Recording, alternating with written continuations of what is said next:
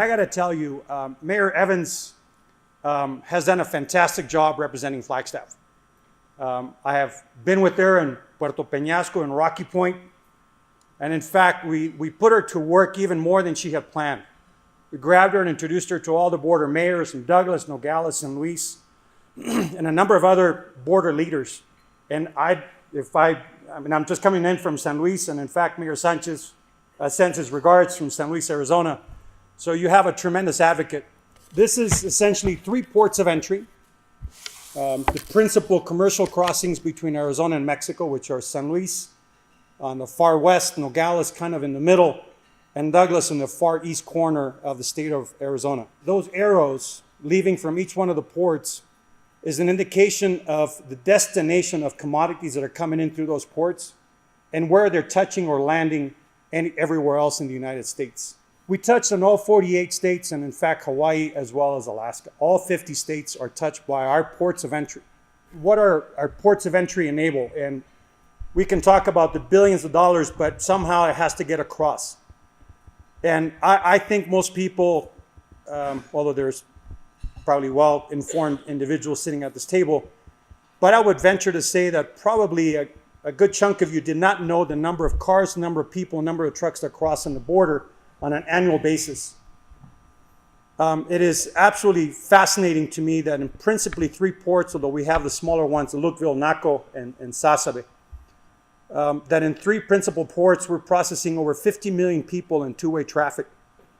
We're processing 800,000 trucks and about 18, 19 million cars.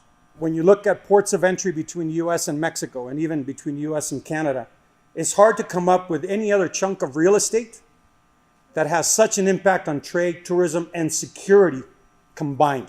The relationship that Juan talked about, for many years, it was focused in Arizona, Sonora, and rightfully so. They're our neighbors. But this diagram actually illustrates that our natural trade relationship with Mexico actually flows all the way through to Mexico City. It is connected principally by one highway, Mexican Highway 15, that literally leaves from the Mexico City area, touches on 8 Mexican states, and lands at Nogales, where it also fans out along Mexican Highway 2 that parallels the border and touches on San Luis and Douglas as well. The Mexican government and the last administration invested about $1.8 billion, give or take a little bit because of the exchange rates, in modernizing that entire corridor from Mexico City to the border at Nogales. That includes bypasses around the major metropolitan areas along that highway, including Guadalajara, Tepic, let's see if I can get them all, Mazatlán, Culiacán, Ciudad Obregón, and Hermosillo.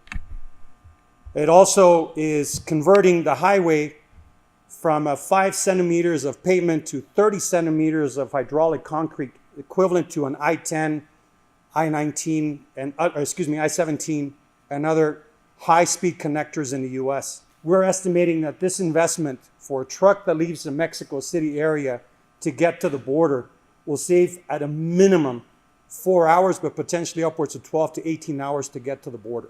Again, making our corridor more effective, more competitive, and a better location decision for companies where they want to expand their business interests.